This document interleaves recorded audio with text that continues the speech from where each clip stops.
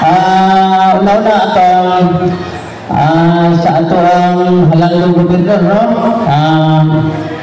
Gobernador Idol, Minya Kagas, sa ngalan sa ato ang gobernador, sa mga board member, no? So, sa ato pong halang na barangay captain, siguro na busy po sa natin sa meeting karon. So, kung wala siya karon din, dili siya maka-attend sa ato ang ginahimo karon nga medical mission. Sa ato mga kaubanan sa council na naadunhi, nisuporta mga active po na tayo sa ato ang mga kuanda sa ato mga naglihok po diha. So, kanatong tanan may buntag. Baka kaya ang pagpasalamat ron na kabuntagon na naabot din ang bigay sa atong taga-probinsya na nagkatag o medical mission.